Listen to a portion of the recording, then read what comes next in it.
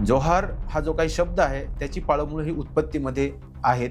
आदिवासीकडे बघताना फक्त तो जंगलात राहतो, कमी कपड्यात राहतो असं नाही, तर त्याचं जे बघण्याचा जीव, ज्या पृथ्वीमध्ये जीव, सृष्टीकडे बघण्याचा एक वेगळा दृष्टिकोन आहे. जीव उत्पत्तीची गोष्ट आज आपण हे जे काही मानतो की बाबा ह्याच्यावरती जीव जन्माला आला, तो पाण्यातून जन्माला आला, हीच मूळ संकल्पना आदिवासींची पण आहे की जे हिरवं हे असतं, शैवाल असतं, त्याच्यापासून ही जीव उत्पन्न झाला अशा आमच्या कहाण्यामध्ये सांगितलं गेलेलं आहे. जोहाराची जी संकल्पना आहे ती अशा पद्धतीने आली की जीव जन्माला येताना दोन गोष्टींची गरज असते, आणि मेल आणि फिमेल जेंडरची.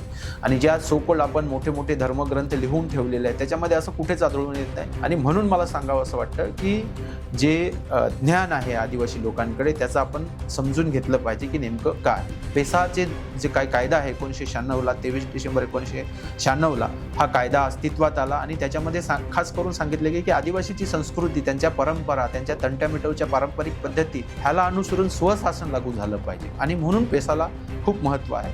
पालघरमध्ये जवळजवळ 7 तालुके हे 100% पेसा क्षेत्र आहे. हा कॉन्स्टिट्यूशनल बेस कायदा असताना पण त्याचा मान सन्मान राखला जात नाही. अक्षरशः आज जे काही प्रोजेक्ट चालू आहेत, मग वाढवण बंदर असेल, बुलेट ट्रेन आहे, वडोदरा एक्सप्रेस आहे, हे कितीतरी जमिनी आदिवासींच्या अशाच पद्धतीने घेतलेल्या आहेत. शहरीकरण वाढते. सर्वांना जोहार. 9 ऑगस्ट जागतिक आदिवासी दिनाच्या सर्व बांधवांना खूप खूप शुभेच्छा. सर्वप्रथम खूप आभार मॅक्स महाराष्ट्राचे, त्यांनी आज आम्हाला इथे बोलायची संधी दिली. आणि विषय आहे जय जोहार. आणि जय जोहार आज जनरली लोक बोलतात, पण मी सुरुवात तिथूनच करणार आहे. आम्ही जय जोहार का म्हणतो?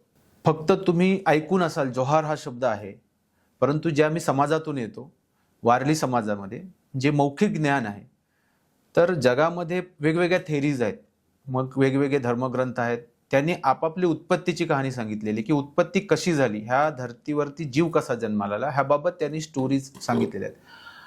पण ह्या स्टोरीजमध्ये महिला पुरुष असं कुठे दिसत नाही. मग कुठलाही धर्मग्रंथ तुम्ही वाचू शकता, मी कुठलं स्पेसिफिक नाव घेणार नाही, हे उत्पत्तीची कहाणी आहे. परंतु जेव्हा मी स्वतःला ऑब्झर्व केलं, मी माझ्या कल्चरबद्दल, संस्कृतीबद्दल जाणून घेतलं, तेव्हा लक्षात आलं की जे काही उत्पत्तीची संकल्पना आहे ती मादा आणि नर ह्या दोघांपासून झालेले असं ते प्रकर्षाने जाणवतं. आणि म्हणून जोहार हा जो काही शब्द आहे त्याची पाळंमुळं ही उत्पत्तीमध्ये आहेत. आणि मग खास करून आमच्या वारली समाजामध्ये ज्या स्टोरीज सांगितल्या जातात किंवा गोष्टी सांगितल्या जातात, त्याच्यामध्ये सांगितलं जातं की एक महादेव होता, एक गंगागौरी होती. रिप्रेझेंट महिला आणि पुरुष. जेव्हा पृथ्वीवरती कुठला जीव नव्हता त्यावेळेला महादेवाला गंगागौरीने बीज दिलं, आणि हे बीज तू धरतीवरती टाक, पृथ्वीवरती टाक, ह्या पद्धतीने हे बीज टाकलं गेलं. आणि मग जेही ऋतुचक्र आहे किंवा बियापासून फळ होणं, झाड होणं, मोठं काही होणं, ह्या सगळ्या गोष्टी तयार झाल्या. आणि बऱ्याच वर्षानंतर जेव्हा हे सगळी पृथ्वीवरती जीवसृष्टी तयार झाली, तेव्हा सांगितलं गेलं की हे महादेवा तुला मी बीज दिलं होतं, गंगागौरीने सांगितलं. त्या बीजाचं काय झालं? तर खूप मोठी लांबलचक स्टोरी न सांगता एवढंच सांगितलं, पहिल्यांदा जोहार हा महादेवाने गंगागौरीला केला की महादेवा, हे गंगागौरी, मी तुला जोहार करते. जोहार का? तर हे पृथ्वीवरती जे आहे ते सगळं व्यवस्थित चाललेलं आहे. सांगायचा मुद्दा एवढाच आहे की हे जे काही तत्वज्ञ असतील, बाकीच्या गोष्टी, एक आदिवासींकडे बघायचा एक वेगळा दृष्टिकोन आहे. परंतु जीव उत्पत्तीसाठी एक महिला आणि एक पुरुषाची गरज असते, हे आमच्या गोष्टीमध्ये सांगून ठेवलेलं आहे. आपण काही धर्मग्रंथ बघितले असतील, तिथे पुरुष प्रधान आहे आणि एका पुरुषापासून हे जी उत्पत्ती, मग कुठून झालं, काय झालं, ते आम्ही खोलात जात नाही, त्या दाखल्यांमध्ये जात नाही. तुम्हाला सगळ्यांना माहिती आहे की कशा पद्धतीने मांडणी केली गेलेली आहे की कुठून कोण झालं, कोणापासून झालं.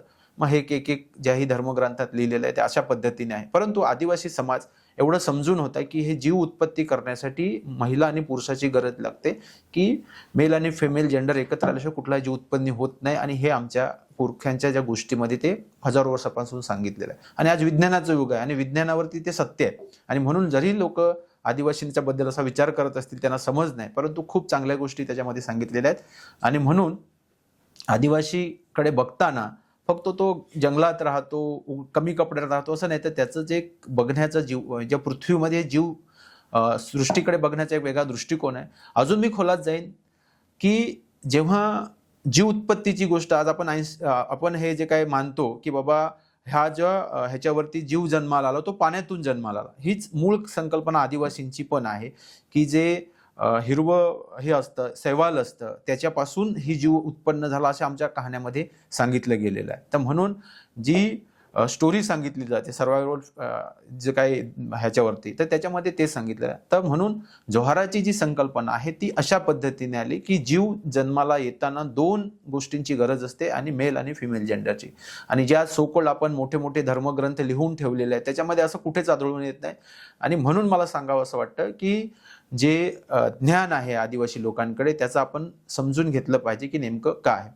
तर हा एक जोहार जो आपण सांगतो तो अशा पद्धतीने आलेला आहे. आणि तुम्ही जर थोडं खोलात जाल तर एक देशामध्ये ह्या पातळीवर तुम्ही बघू शकता फक्त पालघर महाराष्ट्रातले आदिवासी नाही, तर तुम्ही गुजरातमध्ये जा, तुम्ही राजस्थानमध्ये जा, तुम्ही छत्तीसगडमध्ये जा, तुम्ही झारखंडमध्ये गेला, ओरिसामध्ये, पण हे पण आदिवासी एकमेकाला भेटल्यावर काय सांगतायत, जोहार सांगतायत. तर हे कॉमन गोष्ट हजारो वर्षापासून आदिवासी समाजामध्ये आपल्याला दिसून येते. आज आपण बिरसा मुंडांचं नाव घेतो. बिरसा मुंडा महाराष्ट्रापासून किंवा पालघरपासून 2000 किलोमीटरवरची त्यांचं जन्मगाव आहे, पण पालघरचा आदिवासी पण हजारो वर्षापासून जोहार बोलतोय आणि झारखंडचा आदिवासी पण हजारो वर्षापासून जोहार बोलतोय. हे कॉमन गोष्ट आदिवासींमध्ये आपल्याला दिसते. मग तो वारले असेल, मुंडा असेल, भील असेल, तर हे कॉमन गोष्ट जोहाराच्या बाबतीत आहे. आणि जोहाराचा थोडक्यात अर्थ आहे की आमचं पण चांगलंच चाललंय, तुमचं पण कसं चांगलंच चाललंय हे विचारण्यासाठी आम्ही एकमेकाला जोहार हा शब्दाचा वापर करतो. आणि ही एक आयडेंटिटी आदिवासींची आहे. जसं आपण हर एक समाजाच्या बाबतीत बोलतो वेगवेगळ्या देवांची नावं घेऊन काही गोष्टी ते एक माझी आयडेंटिटी येतात, तसं आदिवासी लोकांची जोहार हा शब्द सांगून एक आयडेंटिटी तयार झालेली आहे. तर तेवढा एक जोहाराच्या बाबतीत मी इथे नमूद करू इच्छितो. त्याचबरोबर 9 ऑगस्ट हा जागतिक आदिवासी दिवस आहे आणि हा आदिवासींचा दिवस आहे. तर हा दिवस आदिवासींसाठीच का आहे त्या तपशिलात पण मी जाणार आहे. त्याचबरोबर जर सगळ्या गोष्टीचा विचार करायचा आणि विषयानुषंगाने जर आपण गेलो तर भारतातील आदिवासी जे काही आहेत संविधानामध्ये त्यांचे अधिकार काय आहेत आणि त्या अनुषंगाने आपण पेसा कायदा आणि वन हक्क कायदा ह्या 2 गोष्टीचा विचार करतोय. तर सगळ्यात महत्त्वाची गोष्ट अशी की आदिवासी म्हणून ह्या देशामध्ये, ज्या भारत देशामध्ये जर आदिवासींना काही ओळख निर्माण करून दिली असेल तर ती इतिहासामध्ये आहे. म्हणजे बिरसा मुंडांचा लढा असेल, सिद्धू कान्हू चांद भैरवचा लढा असेल, जे ब्रिटिशांविरुद्ध जी लढाई झाली किंवा संघर्ष झाला, ब्रिटिशांना ते कबूल करावं लागलं की ही जी लँड आहे किंवा हे जे लोक आहेत, नेटिव्ह लोक, त्यांची जमीन आहे. आक्रमणकारी लोक आले असतील, काही असेल, परंतु तुम्हाला सगळ्यांना माहिती आहे की आदिवासीच्या सातबाऱ्यावरती भले संविधानामध्ये आदिवासी शब्द नाही आहे, पण जमिनीच्या सातबाऱ्यावरती आदिवासी हा शब्द आहे की आदिवासीची जमीन ही खरेदी विक्री करता येणार नाही सरकारच्या परवानगीशिवाय.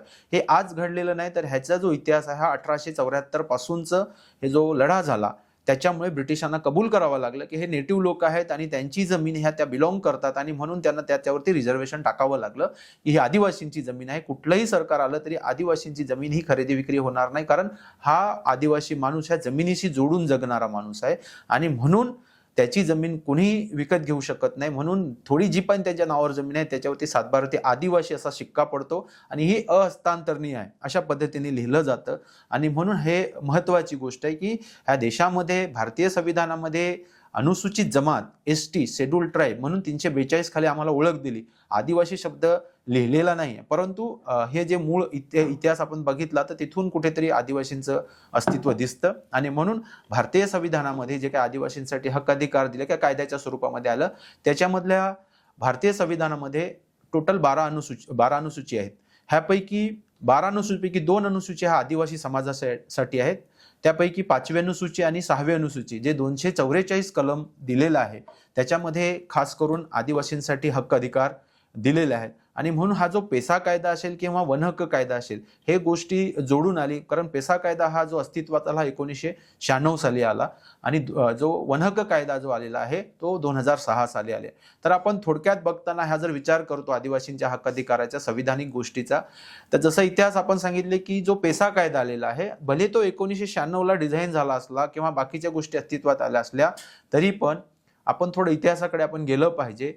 आपल्याला भारतामध्ये जो स्वतंत्र लढ्याचा समर किंवा इतिहास सांगितला जातो त्याच्यामध्ये जर आपल्याला उल्लेख येतो तो 1857चा उठाव हा एक इतिहास लिहिला गेला. पण 1857च्या उठावाच्या पूर्वी एक खूप मोठा इतिहास हा घडलेला आहे. हंटर नावाचा जो ब्रिटिश अधिकारी आहे त्याचं gazette annal of the rural Bengal ह्या नावाचं जे गॅझेटेर आहे त्याच्यामध्ये त्यांनी लिहून ठेवलेलं आहे की 1857च्या उठावाच्या अगोदर 1854 आणि 55 साली सिद्धू, कान्हो, चांद, भैरव आणि फुलो आणि जानू ही 6 भावंडांनी हा जो आजचा संथाल परगणा जो आहे झारखंड आणि ओडिसा ह्या रिजनमध्ये खूप मोठा ईस्ट इंडिया कंपनी विरुद्ध उठाव केला होता. आणि त्या उठावामध्ये आज इतिहासामध्ये जे काही लिखित इतिहास आहे भारतात त्याच्यामध्ये जालियनवाला बाग हत्याकांड हा सगळ्यात मोठा हत्याकांड म्हणून आपण सगळे पुस्तकात वाचतो. परंतु 1854-55 जो उठाव झाला त्याच्यामध्ये 3 ठिकाणी मोठे संघर्ष झाले. भोगनाडीला जो संघर्ष झाला, खरसावच्या भागाला जो संघर्ष झाला तिथे 1-2 नाही तर 3 ठिकाणी जो उठाव झाला त्याच्यामध्ये 2 ठिकाणी 10,000 आणि एका ठिकाणी 15,000 अशा पद्धतीने 35,000 लोक शहीद झालेले आहेत. ह्या 35,000 लोक शहीद झाल्यानंतर त्या काळची जी व्हिक्टोरिया राणी होती तिने विचारलं की हे आदिवासी लोकांना तुम्ही का मारलं, एवढी 35,000 लोक का मारली गेली. तर त्या ब्रिटिश अधिकारी हंटर नावाच्या ब्रिटिश अधिकाऱ्याने सांगितलं की ते आदिवासी लोक फक्त एवढंच सांगत होते की हे जल, जंगल, जमीन हे आमच्या हजारो वर्षापासून आमच्या पुरख्यांचं आहे आणि आम्हाला त्याचा अधिकार पाहिजे. आणि ईस्ट इंडिया कंपनी व्यापारासाठी आली होती, हळूहळू काही गोष्टी कब्जा करत होती. पण जसं आदिवासींचे मरण पत्करायचं पण शरण जायचं नाही ह्या बाणाने हे लोक लढले आणि 35,000 लोक शहीद झाल्यानंतर ब्रिटिश सरकारने ती घोषणा केली की ही जी जमीन आहे ही आदिवासींच्या अंडर बिलॉंग करते. आणि म्हणून संथाल परगणा टेनन्सी ऍक्ट नावाचा कायदा आला. हा कुळ कायदा अस्तित्वात आला की हे काही पण झालं, कुठलंही सरकार आलं तर हे जमीन जे मालक आहे आदिवासींचे आहे.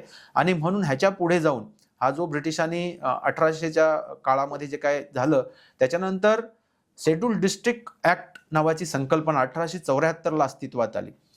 की 1874ला असं घोषित झालं कारण हे आदिवासी मरायला तयार आहेत पण शरण येत नाही आणि त्यांची जी जमीन आहे त्याला कुठेतरी संरक्षण मिळालं पाहिजे. आणि ईस्ट इंडिया कंपनी मुळात ही व्यापारासाठी आली होती, त्यांना उद्देश आणि रोज जर आम्ही भांडत राहिलो आदिवासी लोक काय मरायला कमी नाही तर आमचं बाकीचं व्यापाराचं कसं काय होणार.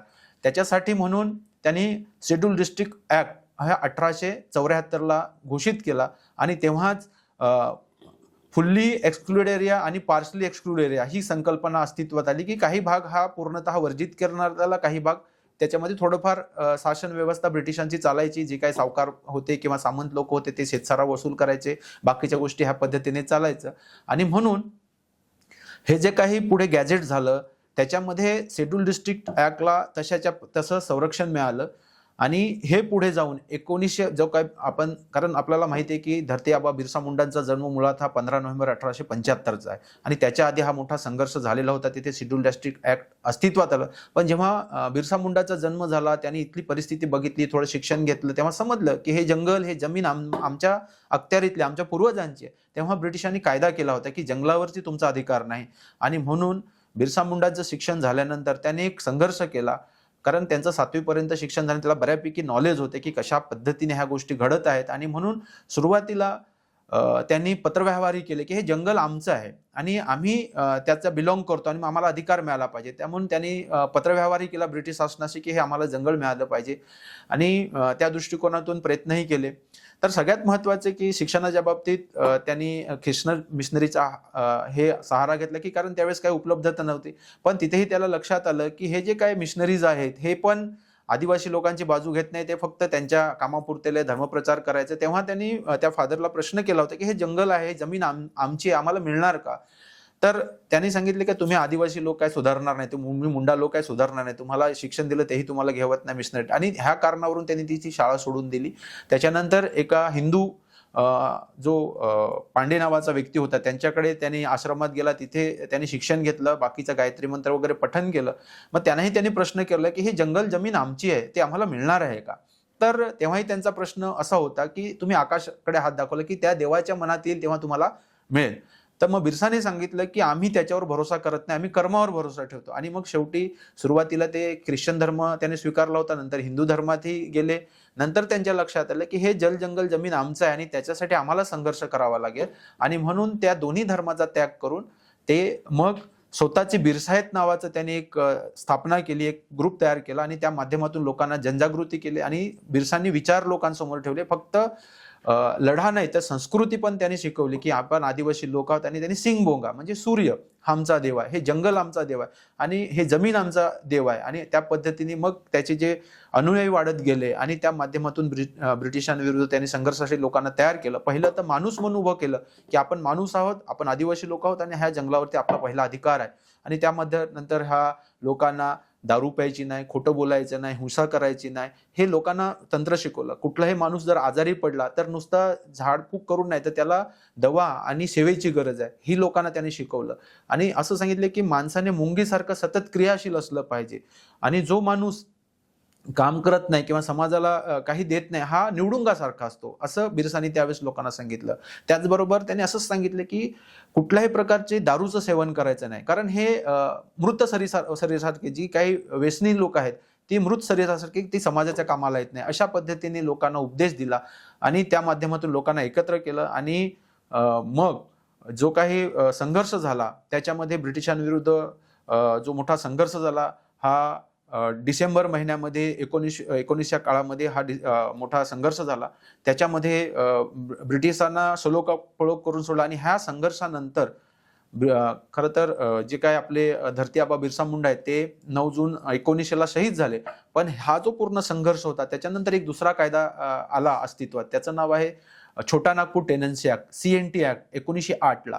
आणि तेव्हा ते कबूल केलं गेले की ही जमीन आदिवासींची आहे आणि त्याची विक्री होणार नाही. आजही झारखंड सारख्या पट्ट्यामध्ये कितीही कोणीही आलं तरी पण CNT ऍक्ट खाली कुठल्याही आदिवासी जमिनीचा व्यवहार होत नाही. आणि ह्याच्यानंतर पुढची जी काही घटना घडली, कारण जो इंडिया ऍक्ट होता 1935 तो अस्तित्वात येताना हे जे शेड्यूल एरिया होता हा तशाचे तसाच कायम होता. त्याच्यावरती अभ्यास पण झाला की जे ठक्कर बाप आहेत आणि एक ब्रिटिश अधिकारी होते, ह्यांना नेमणूक केली गेली की आम्ही जो शेड्यूल डिस्ट्रिक्ट एरिया सोडलेला आदिवासी लोकांसाठी तो तसाच ठेवायची की त्याच्यामध्ये बदल करायचा. परंतु दोघांची मतं वेगवेगळी होती. ठक्कर बापांचं म्हणणं होते की थोडं थोडं त्यांना आपण मुख्य प्रवाहात आणूया, पण जे ब्रिटिश अधिकारी होते त्यांचं म्हणणं होतं की आदिवासी लोक खूप चांगल्या पद्धतीने लोकशाही पद्धतीने स्वावलंबी जीवन जगत आहेत आणि त्यांना त्याच्या पद्धतीने जगू द्या. अशा पद्धतीने हे जे काही डिझाईन झालं 5वी अनुसूचीची जी संकल्पना ह्या भारताच्या संविधानामध्ये आली की तो काहीतरी पार्शली जो सोडलेला भाग होता ती 5वी अनुसूची झाली. आणि जो पूर्ण एक्सक्लूड एरिया होता जो आज नॉर्थ ईस्टचा जो पट्टा आहे 6 शेड्यूल तिथे 244 कलमाखाली ते लागू होतं. आणि हे सारं होत असताना ह्या भारत स्वातंत्र्यानंतर पण आदिवासींना काही अधिकार मिळत नव्हते. आणि नंतर जे काही पंतप्रधान राजीव गांधी होते त्यांचं असं म्हणणं होते की केंद्राकडून तर बराच पैसा आपण तिथे पाठवतो, पण इथे 100 रुपये पाठवले ते गावापर्यंत 10 रुपये पण पोहोचत नाही, ह्याला काहीतरी असलं पाहिजे. म्हणून त्यांनी पंचायत राजची व्यवस्था सुरू केली की झालं पाहिजे. आणि म्हणून 1992 साली 73वी घटना दुरुस्ती झाली आणि तिथे पंचायत ह्या आपण राज आणू आणि म्हणून त्रिस्तरीय जी व्यवस्था तयार झाली. मग जिल्हा परिषद असेल, पंचायत समिती आणि ग्रामपंचायत. पण हे करत असताना त्यांच्या असं लक्षात आलं की 5वे अनुसूचित क्षेत्र आहे तिथे सामान्य कायदे लागू होत नाही. आपल्याला माहिती की 244 कलमाखाली हे पूर्ण अधिकार हे राज्यपालांकडे आणि राष्ट्रपतींकडे आहेत आणि त्याच्या अंडर काम करणे TSC आहे. तर इथे जो ग्रामपंचायतचा कायदा लागू होत नाही. मग त्यांनी पेसाचा जर आपण फुल फॉर्म बघितलं तर PESA ही 4 वर्ड्स आहेत त्याच्यामध्ये. पंचायत एक्सटेन्शन शेड्यूल एरिया जे अनुसूचित क्षेत्र आहे त्याच्यामध्ये ग्रामपंचायतची व्यवस्था लागू होत नाही. हे 1985 साली राष्ट्रपतीने घोषित केलेलं क्षेत्र आहे की कुठे कुठे हे पेसा क्षेत्र आहे किंवा अनुसूचित क्षेत्र आहे, त्यामुळे ते लागू होत नाही. म्हणून 1993च्या पुढे 1994 ह्या काळामध्ये जे खासदार दिलीप सिंग भुरिया होते इथले आपले MP त्यांच्या अध्यक्षतेखाली एक कमिटी गठीत केली गेली. अभ्यास केला गेला की जर आम्हाला आदिवासी क्षेत्रामध्ये पेसा काय किंवा पंचायत व्यवस्था लागू करायची असेल तर काय केलं पाहिजे. मग तिथे असं त्यांचा अभ्यास झाल्यानंतर त्यावेळेस BD शर्मा त्याचे सचिव होते, अध्यक्ष हे आपले हे होते भुरिया साहेब होते. आणि त्यांच्या अखत्यारीत ह्या पूर्ण महाराष्ट्र असेल, छत्तीसगड असेल, झारखंड असेल ह्या पूर्ण आदिवासी क्षेत्राचा अभ्यास केला गेला. आणि नंतर मग पेसाचे जे काही कायदा आहे 1996ला 23 डिसेंबर 1996ला हा कायदा अस्तित्वात आला. आणि त्याच्यामध्ये खास करून सांगितले की आदिवासीची संस्कृती, त्यांच्या परंपरा, त्यांच्या तंट्यामिटवच्या पारंपरिक पद्धती ह्याला अनुसरून स्वशासन लागू झालं पाहिजे आणि म्हणून पेसाला खूप महत्व आहे. आणि पेसामध्ये ग्रामसभा, कारण प्रत्येक जमातीची वेगवेगळ्या पद्धतीची रीतिरिवाज आहे आणि त्याचा रिस्पेक्ट करून भलेही सामान्य कायदे असतील तरी पण ते तिथे लागू होणार नाही. आणि आपल्याला सगळ्यांना माहिती आहे की एखादा कायदा संसदेने जरी पारित केला किंवा विधानसभेने जरी पारित केला तरी त्याच्यामध्ये 5व्या अनुसूचित क्षेत्रामध्ये जोपर्यंत राज्यपाल त्याच्या अनुसरून नोटिफिकेशन काढत नाही तोपर्यंत कुठलाही सामान्य कायदा आदिवासी क्षेत्रात लागू होत नाही. आणि म्हणून पेसाचं डिझाईन करत असताना त्या ग्रामसभा ही मध्यवर्ती ठेवली गेली की त्या तिथल्या लोकांना काय अपेक्षित आहे त्यानुसारच सगळ्या गोष्टी झाल्या पाहिजेत. आणि 1996ला कायदा झाला असला तरी मला खेदाने सांगावंसं वाटतं की महाराष्ट्र शासनामध्ये पुरोगामी महाराष्ट्र आहे ह्याच्यामध्ये पेसाचे अधिनियम बनवण्यासाठी 4 मार्च 2014 उजाडावं लागलं. म्हणजे एवढा मोठा गॅप डिफरन्स आहे की ज्यांच्यासाठी कायदा केला आहे तर पहिलं राज्य आहे ज्यांनी ते 2014ला हे नियम तयार केले. अजून गेल्या वर्षी फक्त झारखंडमध्ये झाले, ओरिसाचे अजून होणे बाकी आहे, जेमतेम आता तेलंगणाचे होत आहेत. तर ज्यांच्यासाठी कायदा आहे आणि जे कायदा झालं पाहिजे ते होताना दिसत नाही, खूप खेदाची गोष्ट आहे. आणि त्याच्यानंतर पण जे स्वयंशासनची काही संकल्पना केली गेली तर त्याच्यामध्ये आता आम्ही जे 2014चे अधिनियम बघतो महाराष्ट्र शासनाचे त्याच्यामध्ये आम्हाला दिसतं की अल्टिमेटली त्या तिथल्या स्थानिक लोकांकडे काही अधिकार ठेवलेले दिसत नाही आणि शेवटचं निर्णय प्रक्रिया घेण्यासाठी पण शासन स्तरावर जाते. मग त्या कायद्याला काही अर्थच राहिला नाही. मग ग्रामसभा जरी ठराव करेल हे आम्हाला इकडे प्रोजेक्ट नको किंवा कुठलीही योजना पाहिजे, जर तुम्ही तुमच्याच पद्धतीने जर करणार असतील मग ते कायद्याला काही अर्थ उरत नाही, अशी परिस्थिती ह्या अधिनियमामध्ये दिसते. आणि म्हणून हा जो काही संशासनाचा अधिकार त्याच्यामध्ये, कारण पहिलं जे प्रियम्बल लिहिलं गेलेलं कायद्याच्या खाली की अपेक्षा काय आहे की ही 73वी घटना दुरुस्ती केल्यानं पंचायतचे रूल्स मुंबई अधिनियम आम्ही पारित करताना ह्याच्यामध्ये हे प्रोव्हिजन करतोय की तिथल्या स्थानिक आदिवासी लोकांच्या रूढी परंपरा आणि त्यांची जगण्याची पद्धत, तंटे मिटवण्याची पद्धत ह्याचा आधार आम्ही संशासनाचा अधिकार देतोय. इकडे अधिकार देत आहेत परंतु जे प्रत्यक्ष ग्राउंड रियालिटी ती खूप वेगळी दिसते आम्हाला पेसाच्या बाबतीत. कारण आज आम्ही पालघरमधून हाकेचे अंतर मुंबईपासून आहे आणि पालघरमध्ये जवळजवळ 7 तालुके हे 100% पेसा क्षेत्र आहे. मग त्याच्यामध्ये डहाणू, तलासरी, जव्हार, मोखाडा, विक्रमगड, वाडा हे 100% पेसाचे क्षेत्र आहे, अनुसूचित क्षेत्र आहे. आणि काही पार्ट वसईचा, काही पार्ट आपल्या पालघरचा, असं करून हे 100% पेसा क्षेत्र आहे. आणि तिथे सांगितलं गेले की घोषणा पण सरकार लेवलला होते ना लोकसभा ना विधानसभा, सबशेवची ग्रामसभा. आणि ग्रामसभा जर सर्वोपरी आहे, सर्वोच्च आहे, पण आज तुम्ही बघतायत की कशा पद्धतीने हे ग्रामसभेच्या अधिकारांना डावलून, कारण हा केंद्राचा कायदा हा काय कोणीतरी उठला आणि दिलेला असं आणि त्याला सर्व संसदेने पारित केला आणि हा कॉन्स्टिट्यूशनल बेस कायदा असताना पण त्याचा मान सन्मान राखला जात नाही. अक्षरशः आज जे काही प्रोजेक्ट चालू आहेत, मग वाढवण बंदर असेल, बुलेट ट्रेन आहे, वडोदरा एक्सप्रेस आहे, हे कितीतरी जमिनी आदिवासींच्या अशाच पद्धतीने घेतलेल्या आहेत. शहरीकरण वाढतंय. आदिवासींच्या सातबाऱ्यावरती महाराष्ट्र महसूल संहिता 1966 कलम टाकलेलं आहे 36 आणि 36 की आदिवासींची जमीन ही सक्षम अधिकारी म्हणजे कलेक्टरच्या ह्या काही ज्या काही नियम अटी आहे पूर्ण केल्याशिवाय ट्रान्सफर होऊ शकत नाही. तर आम्ही हाच विचार करतो. एक उदाहरणासाठी तुम्हाला सांगतो की आज पालघर तालुक्यातली बोईसर ग्रामपंचायत ही पेसा क्षेत्रात येते. आज पेसा क्षेत्रामध्ये तिथले जे मूळ पाडे आहेत ते 4 पाडे आहेत आदिवासींचे. ह्या 4 पाड्यांमध्ये आदिवासींची जी लोकसंख्या आहे ती हार्डली आज 3000 आहे. परंतु तुम्ही जरा प्रत्यक्ष जाऊन बघाल तर ही 75,000च्या वरती लोकसंख्या. मग ही लोक कोणाच्या जमिनीवर बसलेली आहेत? मग हे कसं काय घडतं हा पण मोठा प्रश्न आहे की पेसा ग्रामपंचायत असताना एवढी वस्ती वाढली, तिथे बाकीचं इन्फ्रास्ट्रक्चर आलं, ते आदिवासींच्या जमिनीवरती सगळं बसलेलं आहे. तर ह्या अशा पद्धतीने हे चाललेलं आहे. आजचे जे पण प्रोजेक्ट आहे बिना ग्रामसभेच्या परवानगीने होणार नाही असं आपण सांगतोय. परंतु आज वाढवण बंदर जे काय होते, वाढवण जे गाव आहे हे डहाणू तालुक्यात येते आणि ही 100% पेसा ग्रामपंचायत आहे. पूर्ण डहाणू तालुकाच पेसा आहे. मग आजही लोक संघर्ष करतायत की आम्हाला इथे वाढवण बंदर नको, तरी ग्रामसभेने ठराव न देताय पण तुम्ही फोर्सफुली काय करतायत. तर हे अतिशय कायदाचं उल्लंघन करणारं समोर दिसतंय. तर अशी उदाहरणं भरपूर आहेत, साऱ्या गोष्टी घडतायत. म्हणून एकीकडे आम्हाला सांगितलं जातं तुम्हाला स्वयंशासन आहे, केंद्राने कायदा दिलेला आहे, पण प्रत्यक्ष होताना दिसत नाही.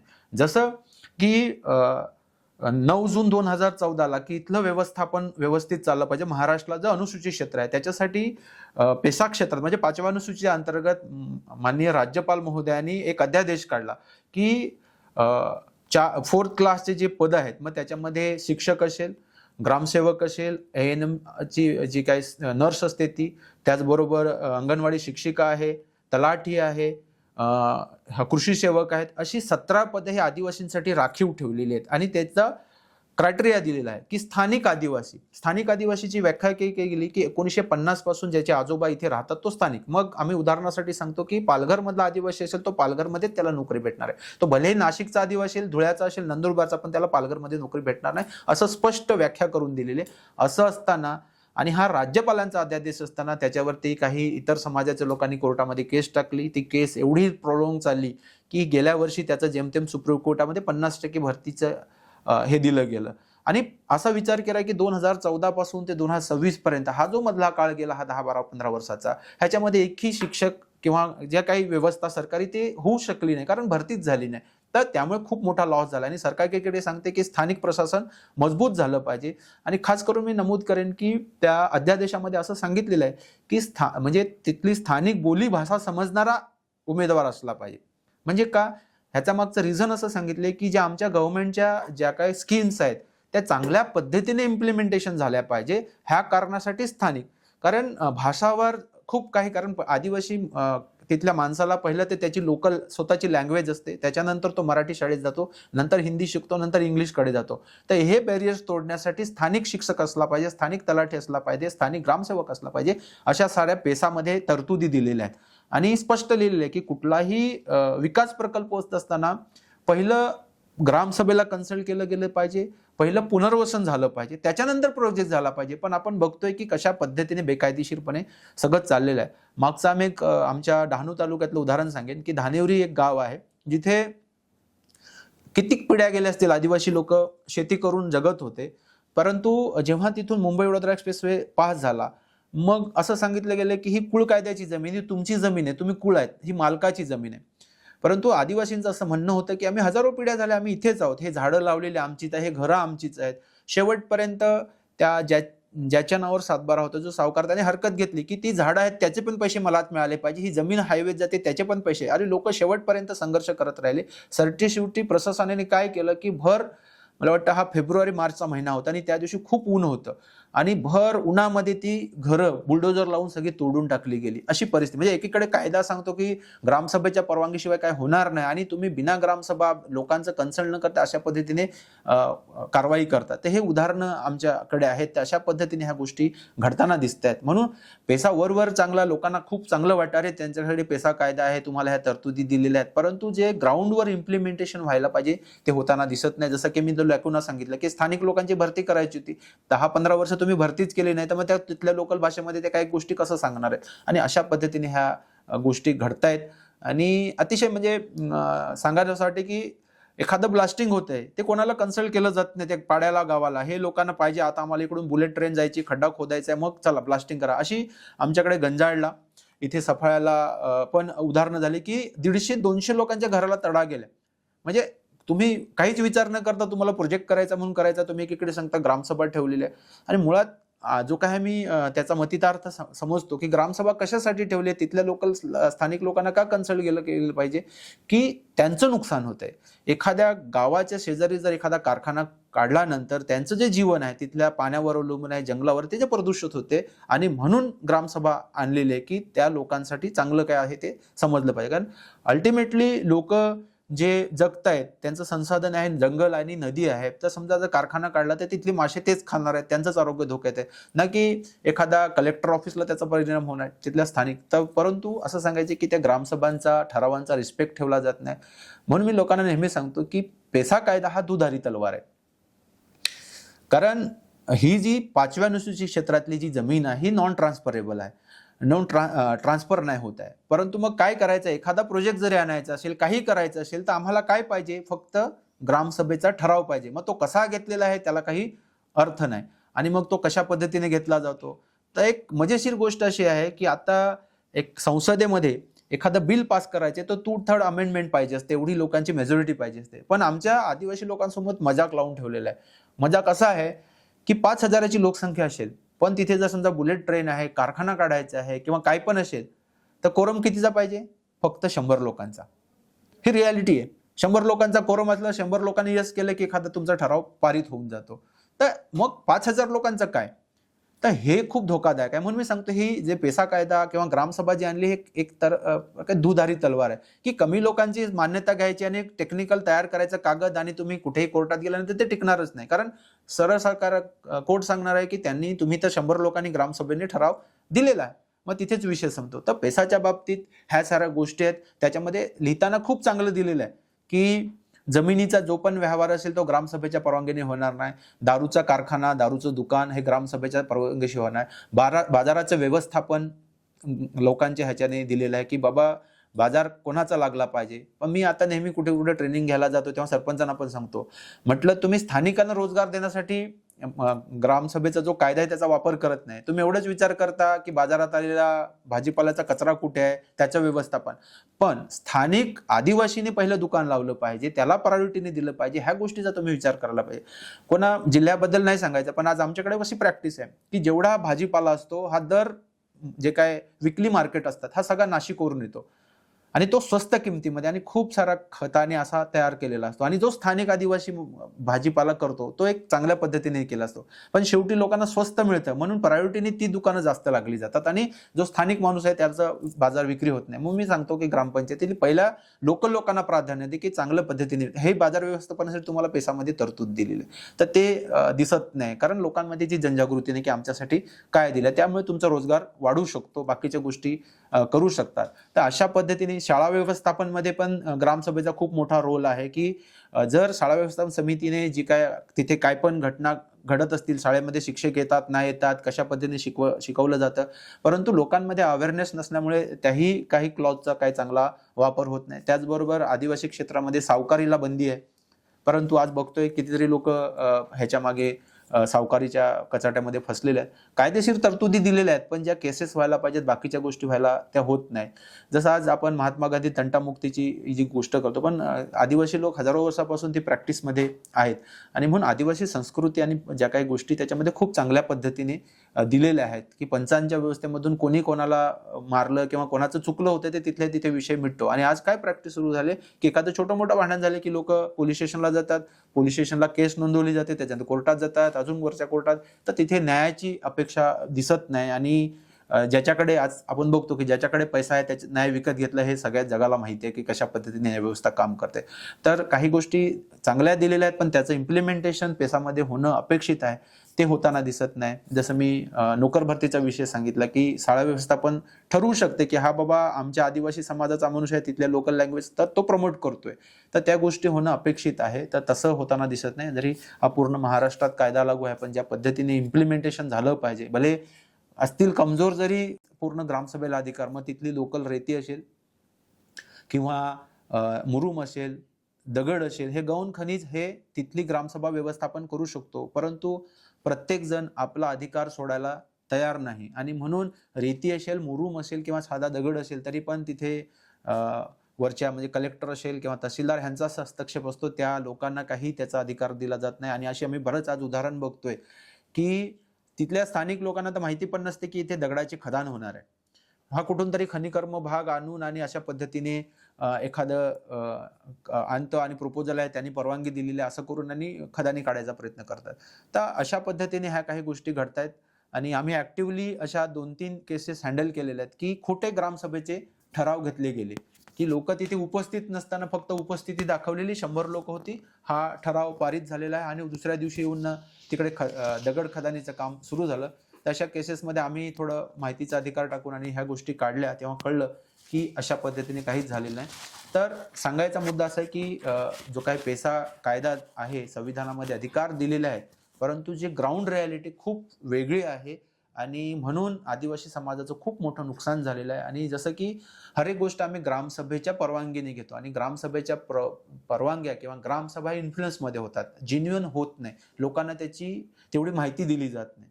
तर बऱ्याचशा गोष्टी आहेत, इंटरनॅशनल कायदे पण आहेत की एखादा प्रोजेक्ट होत असताना त्याच्या लोकल भाषेमध्ये त्यांना समजून सांगितलं गेलं पाहिजे की काय काय नुकसान होणार आहे. तसं कुठेच होताना दिसत नाही. त्यांना वाटतं आणि बाकीचं प्रस्त असल्यामुळे नाही, आम्हाला जिल्ह्यावरून कागद आलेला आहे, आम्हाला BDO कडून कागद आलेला आहे, आम्हाला ठराव दिलाच पाहिजे करून लोक बसतात आणि अशा पद्धतीने ठराव घेतले जातात.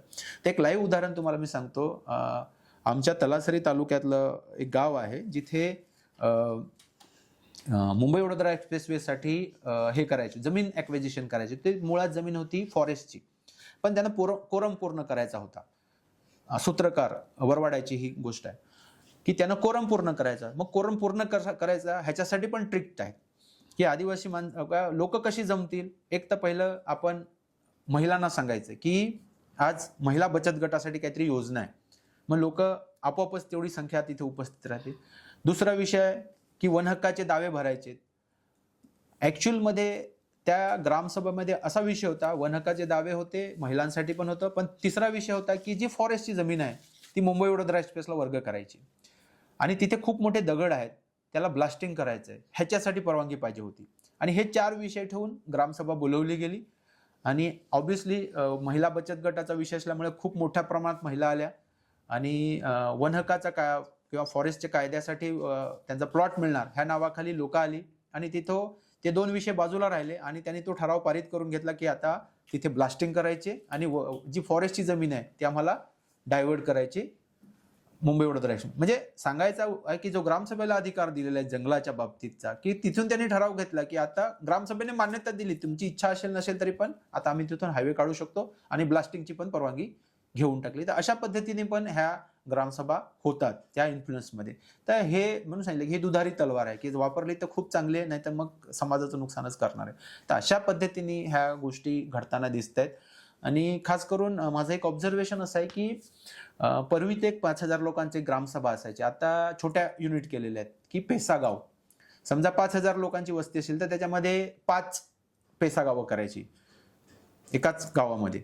की मग प्रोजेक्ट जर समजा इथून जात असेल तर ह्या बाकीच्यांना कन्सल्ट करायची गरज नाही. एका गावातून जातं ना, मग इथल्याच लोकांना काहीतरी सांगायचं, तुम्हाला रोजगार भेटेल, काही गोष्टी भेटतील, तुम्ही संमती द्या, तुम्हाला कॉन्ट्रॅक्ट भेटेल. आणि अशा पद्धतीने आजच्या घडीला जे प्रोजेक्ट चालू आहेत त्या पद्धतीने चालेल. म्हणजे लोकांची युनिटी तिथे खतम करून टाकली. शेवटी इथे जरी प्रोजेक्ट झाला तरी 5,000 लोक पण तिथे बाधित होणार आहेत. तर अशाही प्रॅक्टिसेस ह्या पेसाच्या बाबतीत चाललेल्या आहे. जो अपेक्षित आत्मा आहे की बाबा स्वशासन, तर ते होताना दिसत नाही. जास्त इंटरफेरन्स वाढला असं माझं प्रामाणिक मत आहे की पूर्वी निदान ते आपल्या पद्धतीने जगत होते, परंतु आज जे काय मधलं हे आलेलं आहे, ग्रामसभेचं जे टूल आणलेलं आहे, तर मग चांगल्यासाठी किंवा वाईटसाठी हर एक गोष्टीसाठी ग्रामसभेचा ठराव लागतो. मग तो कशा पद्धतीने घ्यायचा तो सिस्टमवर डिपेंड करतो. आणि अशा पद्धतीने हे जे काय क्षेत्र आहे ते विस्कळीत होत चाललेले आणि जी अपेक्षा आहे ते होणं अपेक्षित आहे, तर ते होताना दिसत नाही. ह्या 1996चा जो कायदा आहे, मी निगेटिव्ह बोलत नाही, परंतु जे ग्राउंड रियालिटी आहे ती असं सांगते की कायदा तर खूप चांगल्या गोष्टी सांगितल्या स्वशासनचं, कारण ते जसं मी सांगितलं की पेसाचं फुल फॉर्मच तो आहे की panchayat extension in schedule area. कारण आदिवासी क्षेत्रामध्ये पंचायत कायदा लागू होत नाही, ग्रामपंचायत सिस्टम लागू होत नाही, त्याचं एक्सटेन्शन केलेलं आहे आणि एक्सटेन्शन करत असताना ह्या साऱ्या गोष्टी चाललेल्या आहेत. दुसरी गोष्ट की निधीच्या बाबतीत आपण विचार करू की आता पेसा ग्रामपंचायतींना 5% अनुबंध निधी दिला जातो. तो 5% अनुबंध निधी हा डायरेक्ट ग्रामपंचायतीच्या खात्यावर येतो, पण हा जो निधी आहे हा आदिवासी विकास विभागाचा आहे आणि त्याच्यामधले जे नॉर्म्स दिलेले आहेत, खर्च कसा झाला पाहिजे, मग 50% खर्च हा पायाभूत सुविधांवरती आणि 50% हा वनीकरणावरती केला पाहिजे. मग तिथे पण खूप मोठी स्पर्धा सुरू होऊन गेलेली आहे की एवढा मोठा गाव आहे, तुमची जर निधी लिमिटेड आहे, तुम्ही खर्च कसा करणार आहे. ह्याच्यात पण बऱ्याचशा गोष्टी कॉन्ट्रावर्सी दिसत आहेत. आणि एक थोडा वेगळा प्रश्न आहे की मग 5% निधी दिलेला गेला, मग 95 कुठे आहे, 95% कुठे आहे. तुम्ही आता 5% दिलेला आहे आणि मग 95% कुठे आहे. हे जर 95% आले तर गाव समृद्ध होणार आहेत, ही वस्तुस्थिती आहे. तर त्या 5% मध्ये सगळं असं चाललेलं आहे. आणि म्हणून ज्या विकास योजना असतील किंवा काय आहे, तर ते पॅरामीटर्स तिथल्या लोकल कम्युनिटीला न विचार करता हे त्यांच्या पद्धतीने विकास कामं केली जातात. तर त्या पद्धतीने हा जो पेसा कायदा आहे त्याच्यामधल्या ज्या काही तरतुदी आहेत, मुळात त्या 5वी अनुसूची क्षेत्र जे गव्हर्नर सिस्टम आहे ती राज्यपाल, राष्ट्रपती अशा पद्धतीने व्हायला पाहिजे. त्याच्यामध्ये ट्रायबल ॲडवायझरी काउन्सिल असते आणि लोकल गव्हर्नन्स. परंतु मला असं वाटतं की राज्य शासनाचा जास्त हस्तक्षेप दिसतो त्याच्यात. आणि स्वतंत्र जरी आदिवासी विकास व्यवस्था असली तरी पण स्वतःची मशिनरी नाही, त्याच्यामुळे पूर्ण डिपेंडन्सी आदिवासी विकास विभागाला ही राज्य शासनावर अवलंबून राहावं लागतं. सपोज एक उदाहरण सांगतो, आदिवासी विकास विभागामार्फत ठक्कर बापा रस्ता योजना केली जाते. हा निधी पूर्ण आदिवासी विकास विभागाचा असतो, परंतु त्याचे इंजिनियर, कॉन्ट्रॅक्टर हे राज्य शासनाचे असतात. त्यामुळे मशिनरी असून पण त्याचा काही म्हणजे पैसा असून पण त्याचा काही उपयोग होताना दिसत नाही. मग त्यांना अपेक्षा आहे त्या पद्धतीने विकास होतो. तर ह्या गोष्टी तिथे हार्म करतात. आणि थोडासा वेगळा विषय आहे, पण तो आदिवासीच्या जीवनाशी जोडलेला आहे, की जो 1985ला आदिवासी क्षेत्र घोषित झालं, TSP आला, आश्रमशाहींची संकल्पना आली, सगळ्या गोष्टी झाल्या. परंतु मी आपल्या चॅनलच्या माध्यमातून पूर्ण महाराष्ट्राला आणि आदिवासी विकास मंत्र्यांना सगळ्यांना सांगू इच्छितो, की जी स्कूलिंग सिस्टम आहे आदिवासी भागामध्ये आश्रमशाळेची, तिथे पहिलीपासून मुलाला शाळेमध्ये घातलं जातं, तो 10वी पर्यंत असतो. आज पहिलीच्या मुलाचं वय आहे 6 वर्ष आणि त्या घरापासून काही किलोमीटर असेल, मग 25 किलोमीटर पासून तेवढे पोरं तिथे आणून ठेवली जातात. मग जो बेसिक ह्युमन इंडेक्स आहे, ज्याला घरचं प्रेम मिळालं पाहिजे, घरचे संस्कार मिळाला पाहिजे, त्या मुलाला मिळत नाही. आणि त्याच्यामुळे एक वेगळ्या पद्धतीची एक मानसिकता त्या विद्यार्थी ती तयार होते. कारण आपण बघतो की लहान 6 वर्षाचा मुलगा म्हणजे त्याचं वय काय आहे आणि त्याला आश्रम शाळेत राहावं लागतं. आई वडिलांच्या प्रेमापासून, सगळ्या नात्यांपासून दूर, आणि परत शिक्षण घ्यायचंय, त्याला स्वतःचे कपडे धुवायचे, आजारपणामध्ये त्याला स्वतःचं बघायचंय. आणि एवढ्या 500 मुलांच्या आश्रमशाळेवरती एक अधीक्षिका आणि एक अधीक्षक असतो. एक माणूस 500 लोकांना कसं हँडल करू शकतो, हा बेसिक प्रश्न आहे. आणि म्हणून माझी विनंती आहे की आदिवासी विकास विभागाकडे खूप पैसा आहे. आज जे स्ट्रक्चर बनवलेलं आहे 1ली ते 4थीचं प्रायमरी एज्युकेशन हे त्याला त्याच्या गावाच्या 1-3 किलोमीटरच्या एरियामध्येच मिळालं पाहिजे. ज्या पण जिल्हा परिषदांच्या शाळा आहेत त्या तुम्ही निधी वर्ग करून आश्रमशाळेत जे काय तो 4थीचा वर्ग आहे तो तुम्ही तिकडे डिव्हाइड करू शकता.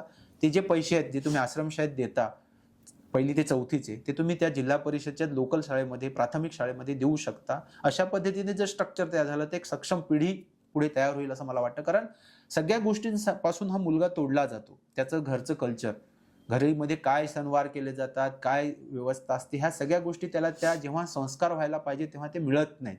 ते फक्त मे महिन्याच्या सुट्टीला ते 2-3 महिन्यासाठी घरी जातात किंवा दिवाळीच्या सुट्टीला 10-15 दिवसासाठी घरी जातात. एवढंच त्यांचं घराचं नातं असतं. पुन्हा दुसरीच्या वर्गात गेल्यानंतर पुन्हा आश्रमशाळेत जायचं. तर अशा पद्धतीने जी बौद्धिक विकास होणं अपेक्षित आहे तो होताना दिसत नाही. आणि म्हणून ह्या पेसा ग्रामपंचायतीकडे पैसा आहे ना, तुम्ही ते पैसे तिथे डायव्हर्ट करून तिथे ती शाळा रन करू शकते ती ग्रामपंचायत, जर ते पैसे त्या भागाकडे डायव्हर्ट केले तर. हे एक माझं एक ऑब्झर्वेशन आहे की जर चांगलं सक्षम पिढी तयार करायची तर चांगलं शिक्षण देणं खूप गरजेचं आहे. आणि प्राथमिक शिक्षण जर चांगलं मिळालं तर चांगला नागरिक तयार होऊ शकतो, चांगला विद्यार्थी तयार होऊ शकतो.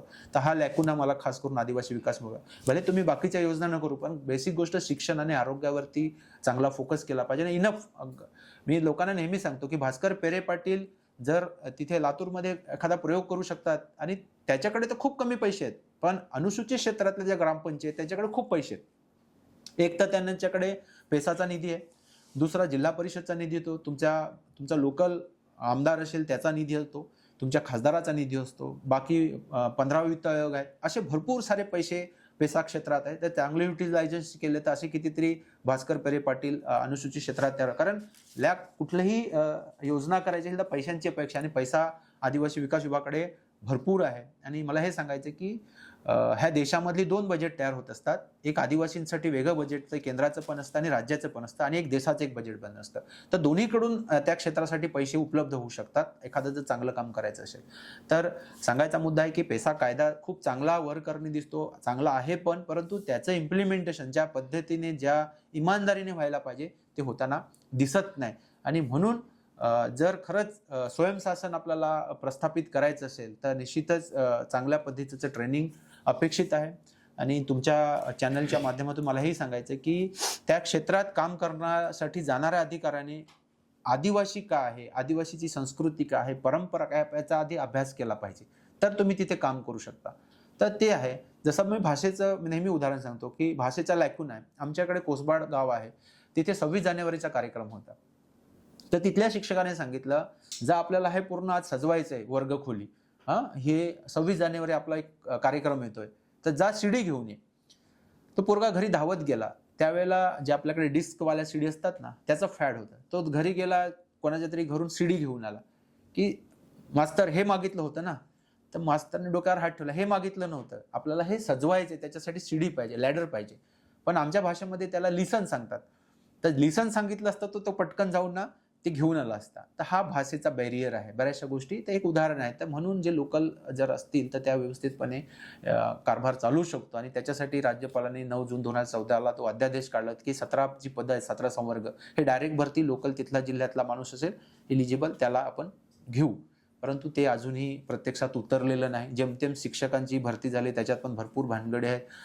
रेव्हेन्यू डिपार्टमेंट एक तलाठी आमच्या भागामध्ये 3-3 तलाठी सजा सांभाळतो, एक ग्रामसेवक 3-3 ग्रामपंचायती सांभाळतो. अशी परिस्थिती ग्राउंडवरती आहे. ANM खूपच कमी आहेत. बाकीच्या गोष्टी अंगणवाडी सेविका पण जेमतेम कशा तरी अंगणवाड्या खोलतात. तर खूपच दैना आहे त्या परिसरामध्ये आणि सांस्कृतिक बर्डन खूप जास्त आहे. पेसाच्या अधिनियम शेवटचा जो 52वा काहीतरी अधिनियम आहे त्याच्यामध्ये लिहिलंय की तिथलं जे असलं कसं असलं पाहिजे संस्कृतीवर ज्या बाधा, कारण खूप आदिवासी समाज भोळा असल्यामुळे खूप बाहेरचं अतिक्रमण, वैचारिक सांस्कृतिक अतिक्रमण खूप चालू आहे की ज्यांची जी पारंपरिक व्यवस्था आहे ती ध्वस्त होत आहे. मग त्यांच्या लग्नाच्या परंपरा असतील किंवा बाकीच्या गोष्टी असतील तर त्याला रोखण्यासाठी पण पेसामध्ये तरतूद आहे, पण त्या इम्प्लिमेंटेशन होत नाही. की जसं की आदिवासींमध्ये आता आम्ही ज्या भागामध्ये राहतो ते आदिवासींची स्वतःची पद्धत आहे लग्नाची, मृत्यूची, जन्माची, जे पण संस्कार आहेत ते वेगळे आहेत.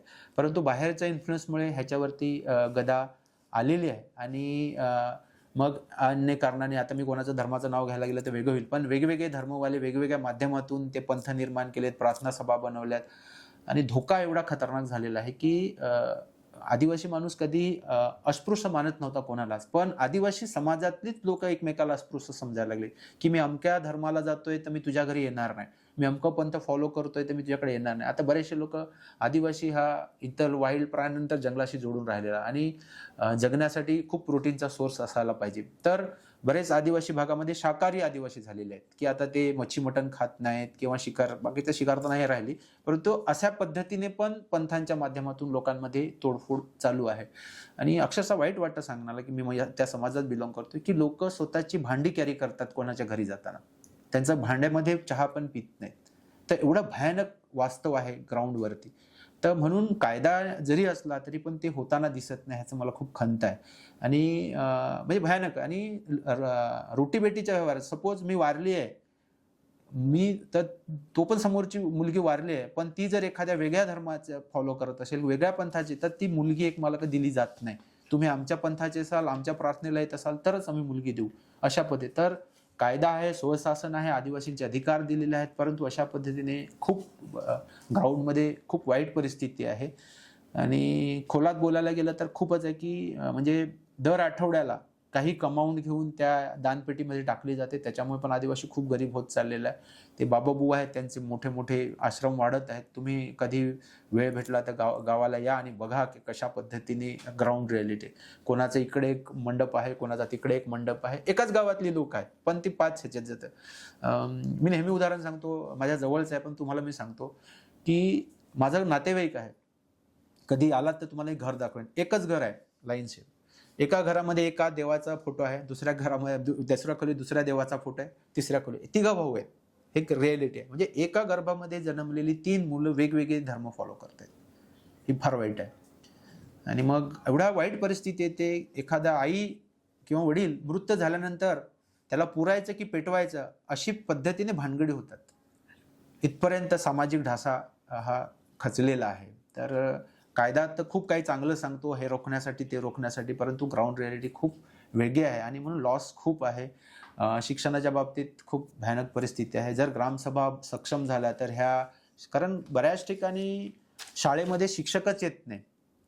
शहरामध्ये राहतात, एखाद बदलीवरचा शिक्षक तिथला लोकल 15वी 12वी झाला असेल ना, तर त्याला काहीतरी, ह्याचा जर समजा 50,000 पगार असेल ह्या शिक्षकाचा, जो ओरिजिनल शिक्षक आहे, तर ते एखाद भाड्याने ठेवतात, त्याला 10-5 हजार रुपये देतात. अशी परिस्थिती शिक्षणाच्या बाबतीत आहे. आणि आरोग्य पण त्याच पद्धतीने आहे. डॉक्टर्स नाहीत, औषधं नाहीत, ॲम्ब्युलन्स नाहीत, अशी परिस्थिती आहे. आणि खूपच वाईट परिस्थिती आहे. एखादा पेशंट जर असेल तर दवाखान्यापर्यंत पोचण्यापर्यंत त्याचं काही खरं नसतं, अशी परिस्थिती आहे. आणि माल प्रॅक्टिस ही आहे की पूर्वी ठीक आहे, आमचा आदिवासी समाजाचा भगत होतो, तो जंगलातल्या औषधी देऊन काहीतरी करायचा, पण त्याला नाही जमलं तर तो सांगायचा की माझ्याने होणार नाही, तू ह्याला दवाखान्यात घेऊन जा. पण आता अशी परिस्थिती, एखादा पेशंट जर आजारी असेल किंवा साप पण चावला असेल तरी हे लोकांची जे भवनं आहेत, हे धर्मवाल्यांची, तिथे घेऊन जातात, तासन तास प्रार्थना करतात, अक्षरशः मरेपर्यंत. ही वाईट प्रॅक्टिस आहे आणि कोण त्याच्यावर कारवाई करणार? कारण ते एवढ्या इन्फ्लुअन्समध्ये असतात की ती ज्यांचे विक्टीम आहेत ते स्वतःच समोर तक्रार द्यायला येत नाही. तर ही पण आहे. म्हणजे असं परिस्थिती आदिवासी भागामध्ये आहे. अक्षरशः मी ॲज अ मेडिकल ऑफिसर एक PHC ला MO राहिलेलो आहे. खूप वाईट परिस्थिती. मी PHC 7ला MO होतो. माझ्यासमोरचा पेशंट आहे. शेतीचा सीझन होता आणि त्याच्या पायामध्ये ट्रॅक्टरचे नांगर घुसले होते. पूर्ण एक्सेसिव्ह ब्लड गेलं होतं. वेळेत त्याने आणलं नाही. त्यांनी एका बैठकीच्या इथे 2 तास घालवले. प्रार्थना करत राहिले ते. एंड मुवमेंटला एका जंगलामधल्या PHC मध्ये तो माझ्याकडे पेशंट आणला गेला. माझ्याकडे रेफर करण्याशिवाय दुसरा पर्याय नव्हता. मी त्याला रेफर केला खानवेलला, कारण आमच्या तिकडे जवळ खानवेल आहे. तो खानवेल उधवा क्रॉस नाही केला त्याने आणि केलं, कारण एवढं ब्लिडिंग झालं होतं आणि त्याने ऑलरेडी जे गोल्डन पिरियड होता तिथे लॉस झालं. हे असे उदाहरण आहेत. साप चावल्यानंतर ह्या परिस्थितीत प्रेग्नेंट लेडीचे पण हेच होत होतं. तर कुठल्या पातळीवरती आम्ही तिथे लोकांना जनजागृती करा, आमचा मोठा प्रश्न आहे. तर ह्या ग्राउंड रिॲलिटी आहेत. आणि आश्रमशाळामध्ये पण मुलं असतात ना, ते आई वडील बोलवतात, आज इकडे बैठक आहे, इथे प्रार्थना आहे, तर ते लोक शाळा सोडून पण जातात. एवढा वाईट आहे. तर अशा पद्धतीने साऱ्या गोष्टी पेसाच्या बाबतीत आहेत, पेसा क्षेत्र असलं तरी. तर होप सो बाकीचं जे आदिवासींचे अधिकार आहेत संविधानातले, जसं की वन हक्क कायदा 2006, कायदा खूप सुंदर आहे. पहिल्या प्रिएम्बलमध्ये सरकारने लिहिलं आहे की आदिवासींवर जो ऐतिहासिक अन्याय झाला तो दूर करण्यासाठी आम्ही हा वन हक्क कायदा घेऊन येतोय. तर मी थोडं वेगळ्या विचारांचा आहे, पण मी तुमच्यासमोर मांडतो की भले, कारण आदिवासी काय भारत स्वातंत्र्यानंतर इथे अस्तित्वात नाही आला, तो हजारो वर्षापासून इथे आहे.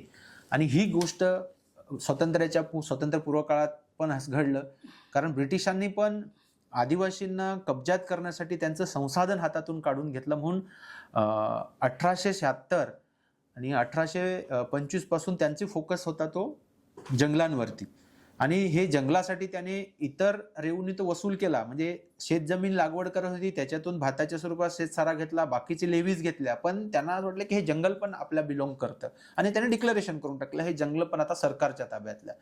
आणि म्हणून त्याच्यामधले आदिवासी लोकांचे जे काही वस्त्या होत्या, घरं होती, गावं होती, ते काही विचार केला नाही. पण हे जंगल आता दिसतं उभं, जिथे चांगला सागवानी लाकूड आहे, सालचं झाड आहे, खैर आहे, आता कोणाच्या मालकीचं आहे? सरकारच्या मालकीचं. म्हणजे अशा पद्धतीने अन्यायवरती अन्याय झाला, त्यांचे अधिकार नाकारले गेले.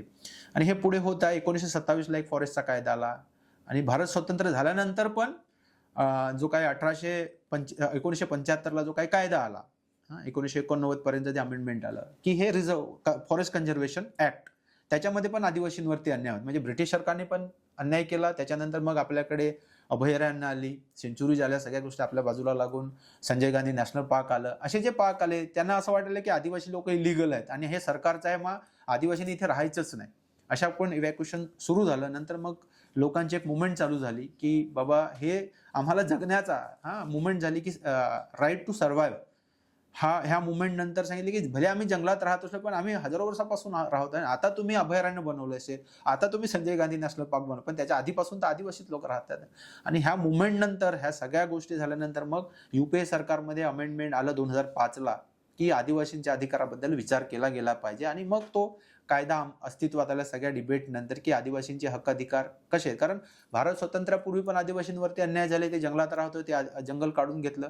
त्यांना चांगलं सागवानी लाकूड पाहिजे होता, व्यापार करायचा होता ब्रिटिशांना, आपल्या रेल्वे बनवायच्या होता, मुंबई हायकोर्ट पासून या सगळ्या आपण बिल्डिंग्स बघतो ह्या पूर्ण सागाच्याच आहे जुन्या, तर ते करायचं होतं. आणि आता भारत स्वातंत्र्याने पण तेच होतं. आणि ह्या मुवमेंट नंतर मग 2006ला हे 2005-2006ला वन हक्क कायदा आला, FRA ज्याला आपण सांगतो, फॉरेस्ट राईट ऍक्ट. तर कायद्यामध्ये सांगितलेलं आहे, जसं मी पेसामध्ये 4 अक्षर आहे तशी इथे FRA आहे, फॉरेस्ट राईट ऍक्ट, ना की फक्त प्लॉटापुरती राईट आहे. पूर्ण जंगलाचा अधिकार जे त्यांना वापरण्यासाठी गोष्ट आहे त्याचा पूर्ण अधिकार हा फॉरेस्ट राईट ऍक्टमध्ये दिला गेला. आणि फॉरेस्ट राईट ऍक्टमध्ये 2 गोष्टी आहेत, एक तर व्यक्तिगत वन हक्क आणि एक सामूहिक वन हक्क. व्यक्तिगत वन हक्कामध्ये 4 हेक्टर पण म्हणजे जवळजवळ 10 एकर जमीन त्या एका कुटुंबाला देण्याची तरतूद आहे. आणि सामूहिक वन हक्कामध्ये नंबर ऑफ जेवढं जे वापरात असेल आदिवासी लोक हजारोपासून वापरतात ते आहे. तर असा कायदा असताना पण त्याची जी टक्केवारी जी जायला पाहिजे त्या पद्धतीने होताना दिसत नाही. इथे 2 गोष्टी खूप अडचणीच्या होतात, एक तर महसूल विभाग आणि खास म्हणजे फॉरेस्ट विभाग. फॉरेस्ट विभागाच्या डोक्यामध्ये तीच संकल्पना आहे की आम्ही जर डिपार्टमेंट आहोत हे जंगल आमच्या बिलॉंग करतो आणि त्या पद्धतीने ते राजे असल्यासारखे लोकांशी बिहेव करतात. पण कायदा काय सांगतो, त्यांना अधिकार दिलेला आहे, FRA फॉरेस्ट राईट ॲक्ट दिलं कायद्याने. तुम्ही संविधानिक बेंचवर बसून संसदेमध्ये कायदा पारित केले आणि तुम्ही आता मानायला तयार नाहीत, ही गोष्ट चुकीची आहे. आणि त्यामुळे जे पण दावे होत आहेत ते खूप कमी होत आहेत आणि लोकांना अधिकार माहीत नसल्यामुळे फॉरेस्टवाला वाटतं का मीच राजा आहे इथला आणि आमच्याशिवाय इथे काही चालत नाही. तर त्याही बाबतीत लोकांमध्ये अवेअरनेस करणं खूप गरजेचं आहे. त्या बाबतीत जेवढं व्हायला पाहिजे, जे फॉरेस्टचे क्लेम आहेत ते मिळायला पाहिजेत, ते तेवढे होताना दिसत नाही. अवेअरनेसचा खूप दुष्परिणाम आहे की लोकांमध्ये त्याची जनजागृती नाही. आणि हे मी तुम्हाला जेन्युइनली सांगतो की जे काही संघटना काही काम करतात आदिवासींमध्ये जाऊन, तर ते मला कोणाला समाजाबद्दल नाही, पण जे काही ना ते त्यांना मनापासून तिथे त्यांना अधिकार मिळाला पाहिजे असं काही करताना दिसत नाही. 20-20 वर्ष झाले, 25 वर्ष झाला, 2006चा कायदा आहे, आज 2026 आहे. तर एवढे तर सगळे दावे सेटल झाले पाहिजे होते. अजूनही लोकांना संघर्ष करावा लागतो, मोर्चे काढावे लागतात, ही वाईट परिस्थिती आहे. तर अर्धवट ज्ञान ही परिस्थिती आहे आणि त्या काही संघटनांच्या फायद्यापुरतं फक्त लोकांना गॅदर करायचं, कुठेतरी आंदोलन दाखवायचं, एवढीच परिस्थिती आहे. तर म्हणून मला सांगायचं की FRAच्या बाबतीत हा ऐतिहासिक कायदा, आणि मी तर खूप चांगलं वाटतं डिटेलमध्ये गेल्यानंतर असं बोललं खरोखर आदिवासींना त्या गोष्टीचा अधिकार मिळणार. त्या कायद्याच्या अनुषंगाने गेलं तर त्या काही गोष्टी त्यांचा तो अधिकार आहे, हजारो वर्षापासून ते तिथे राहिलेले आहेत आणि म्हणून जगण्यासाठी ती जमीन आहे. तिथे ते काय करतायत, व्यापार करत नाही, फक्त भातशेती आणि बाकीच्या गोष्टी तेवढंच करतायत. तर त्याच्यासाठी पण सरकारकडून दबाव आणला जातो, काही गोष्टी घडताना दिसत आहेत. आणि म्हणून FRAच्या बाबतीत हा एक ऐतिहासिक खूप चांगला कायदा आहे. त्याच्यामध्ये व्यक्तिगत वनहक्क आहे आणि सामूहिक वनहक्क आहे. त्याच्यात बऱ्याचशा अजून मॉडिफिकेशन झालेले आहेत. मग जैवविविधतेसाठी एक वेगळा कायदा आला आहे, सामुदायिक संसाधन ठेवण्यासाठी वेगळा कायदा आला आहे. आणि महत्त्वाची गोष्ट हा कायदा समजून घेताना की देशाचं जे काय म्हणतो पर्यावरणी जे काही फॉरेस्ट डिपार्टमेंट आहे, एखादं जर जंगल नॉन फॉरेस्ट करायचं, डिफॉरेस्ट करायचं असेल तर पूर्वी तिकडून परवानगी घ्यावी लागायची. परंतु इथे जर आदिवासीच्या भागात एखाद्या विकासाचं काम करायचं असेल तर ग्रामसभेला पूर्ण अधिकार दिलेले आहेत. जे पायाभूत सुविधा, एखादी अंगणवाडी बनवायची, तुम्हाला शाळा गव्हर्नमेंटची बनवायची, स्मशानभूमी बनवायचे, रेशनचं दुकान आहे, पाणी योजना करायची, तर ह्याच्यासाठी ह्या गोष्टी इथे दिलेल्या आहेत, ग्रामसभेला अधिकार दिलेले आहेत. पण ते होताना दिसत नाही. तर हे खूप वाईट आहे. आज आम्ही एक संघर्ष करतो इथे संजय गांधी नॅशनल पार्कचा, की 2003-2005ला आदिवासी विकास विभागाने एक सर्वे केलेला आहे मुंबईचा. ह्याच्यामध्ये ऑफिशियल आकडा आहे 222 आदिवासी पाडे ह्या मुंबईमध्ये अस्तित्वात आहेत. असं असताना आज तुम्ही मागच्या 26 जानेवारीला कुठे व्हिडिओ बघितला असेल की एक फॉरेस्ट डिपार्टमेंटचा अधिकारी जातो आणि त्यांना सांगतो का ह्या संजय गांधी नॅशनल पार्कमधून निर्मनुष्यकरणाचे आदेश आहेत हायकोर्टाचे आणि तुम्हाला इथून हटावं लागेल. मग लोकांमध्ये तेवढं हे नव्हतं, लोकांची मनात भीती होती. स्पष्ट एकदम म्हणजे बुलडोजर, JCP सगळं घेऊन गेले होते. आणि मग थोडासा लोकांनी संघर्ष केला. त्याच्यानंतर मग आता आम्ही तिथे थोडा इंटरव्हेन्शन केल्यानंतर 450 लोकांचे वनहक्काचे दावे दाखल केले. मागच्या 15 एप्रिल 2026ला आम्ही मुंबईमध्ये महाग्रामसभा घेतली की हे आदिवासी लोक आहेत आणि हे इथे हजारो वर्षापासून राहतात. काय तुमचं संजय गांधी नॅशनल पार्क आलं तेव्हापासून, ते कधीपासून राहतात आणि त्यांच्यासाठी केंद्राने कायदा दिलेला आहे, तुम्ही त्यांना असंच हटवू शकत नाही. अशा पद्धतीने आम्ही तिथे संघर्ष करतो. कारण ठाणा, मुंबई ह्या परिसरामध्ये भरपूर आदिवासी पाडे आहेत आणि त्या लोकांना त्याची जाणीव नाही की हे घर आमचं आहे, हे बेकायदेशीर नाही, तर कायद्याने कायदेशीर आहे की आम्हाला तो अधिकार दिलेला आहे. एवढंच आहे की तो आपल्याला फक्त फॉर्मॅट घेऊन तिथं हे करायचं आहे. तर हे बघत असताना इथल्या मुंबईच्या वॉर्ड ऑफिसरला माहीत नाही की वनहक्क कायदा काय असतो आणि इथल्या फॉरेस्टवाल्यांना माहीत नाही वनहक्क कायदा काय असतो. तर अशा पद्धतीने ह्या गोष्टी आहेत. तर कायदेशीर भरपूर गोष्टी दिलेल्या आहेत. तर काही उदाहरणं आहेत, मेंढालेखासारखी, गडचिरोलीसारखी, की ग्रामसभेच्या माध्यमातून गाव सक्षम होऊ शकतो. कारण संसाधन वापरण्याचा पूर्ण अधिकार हा तिथल्या ग्रामसभेला, मग बांबू असेल, तेंदूपत्तक असेल, चारोळी असतील, आवळा असेल, भेडा असेल, मध असेल, हे गोळा करायचा आणि मार्केटमध्ये विकायचा पूर्ण अधिकार हा कायद्यामध्ये देतोय. तुम्ही हे करा, क्लोज करा. हां, क्लोज करा, एखादं वाक्य बोला. तर हा जो काही वनहक्क कायदा आदिवासींसाठी दिलेला एक ऐतिहासिक पाऊल आहे आणि ह्याच्यामध्ये आदिवासींचे जे काही अधिकार आहेत पेसा आणि वनहक्क कायदा हे आदिवासींच्या संरक्षणात्मक बाबी ह्या संविधानामध्ये दिल्या, त्याचा निश्चितच समाजाने अभ्यास करून वापर करावा. आणि मॅक्स महाराष्ट्राने आदिवासी दिनानिमित्त मला इथे बोलवलं आणि बोलण्याची संधी दिली, त्यांचा खूप खूप आभार. धन्यवाद.